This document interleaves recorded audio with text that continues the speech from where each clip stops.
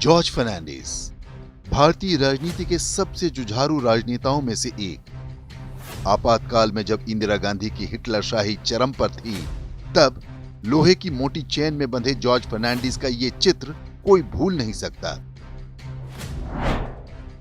George Fernandes 3 जून 1930 को मंगलुरु में पैदा हुए थे।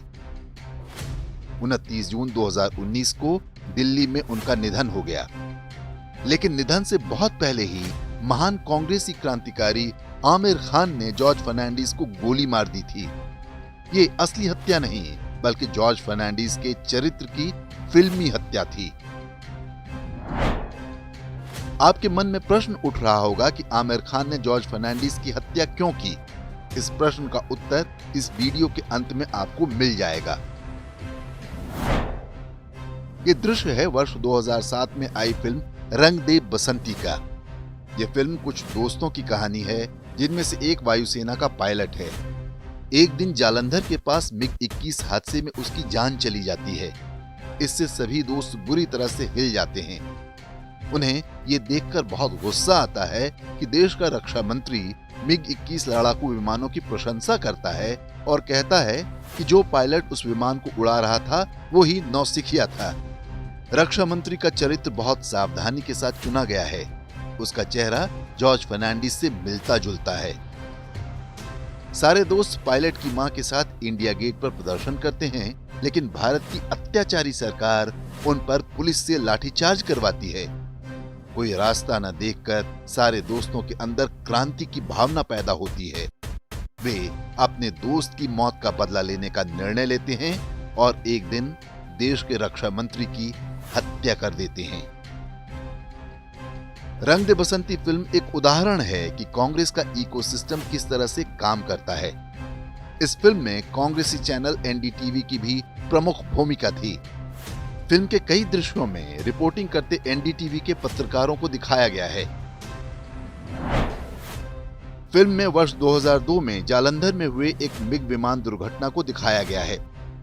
उस हादसे में पायलट की जान बच गई थी। देश में मिग विमानों के गिरने को लेकर एक आक्रोश था।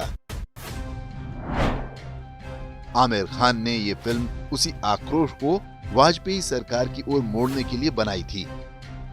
तथ्य यह था कि वाजपेयी सरकार के समय एक भी मिग विमान का सौदा नहीं हुआ था। सरकार या रक्षा मंत्री जॉर्ज फर्नांडिस ने कभी मिग विमानों का बचाव भी नहीं किया था। लेकिन जनता के दिमाग में यह बिठाने का प्रयास किया गया कि मिग दुर्घटनाओं के लिए जॉर्ज फर्नांडिस दोषी हैं। सोनिया गांधी कभी किसी सरकारी पद पर नहीं रही, लेकिन जलवा ऐसा था कि सरकारी भवनों में उनकी फोटो लगाई जाती थी, मानो वो राष्ट्रपति और प्रधानमंत्री से ऊपर भारत की असली मालिक हों।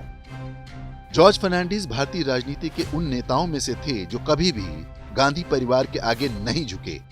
मुझे लगता है कि किसी गुलाम के औलाद ने ये काम किया है। कोई सभ्य आदमी ये काम कतई नहीं करता। किस आधार पर लगा दी है? ये क्या देश क्या इन लोगों ने खरीदा के? नेहरू खानदान क्या खानदान है? लूटपाट वाला। इसको हटवाया जाना चाहिए। बिल्कुल हटवा देना चाहिए। क्यों नहीं? काय के लिए? कैसे? कौन सा आधार पर? गोरी है इसलिए? फर्नांडिस के इन्हीं तेवरों का परिणाम हुआ कि कांग्रेस ने अपने पूरे तंत्र को उनके पीछे झोंक दिया। मीडिया ने ताबूत खरीद में घोटाले का झूठा आरोप लगाकर खूब हंगामा मचाया, जबकि बाद में सीबीआई जांच में यह सिद्ध हुआ कि करगिल युद्ध के समय मंगाए गए एल्यूमिनियम कैस्केट की खरीद में कोई भ्रष्टाचार नहीं हुआ था। संसद में कांग्रेस उन्हें कफन चोर कहकर त्यागपत्र मांगा करती थी। राज्यसभा और लोकसभा में जब भी वे बोलने के लिए उठते, उनका बहिष्कार किया जाता। इतने भर से भी जब उसे संतोष नहीं हुआ तो आमिर खान जैसे मजहबी कलाकार के माध्यम से जॉर्ज फर्नांडिस की चरित्र हत्या का प्रयास किया गया। आमिर खान का दोहरा चरित्र आज सबके सामने खुलकर आ चुका है। उनकी फिल्में आज भी मजहबी और कांग्रेसी एजेंडा चलाने का माध्यम होती हैं। दबदबा ऐसा कि सेंसर बोर्ड उनकी हिंदू घृणा वाली फिल्मों को रिलीज की अनुमति भी दे देता है, लेकिन भारत के सामान्य नागरिक के रूप में हमारे विकल्प समाप्त नहीं हुए हैं। आमिर खान या उनके जैसे एजेंडाबाजों की फिल्मों से दूर रहें और दूसरों को भी दूर रहने को कहें। आत्मसम्मान रखने वाले एक जीवित समाज के रूप में ये हमारा कर्तव्य भी है।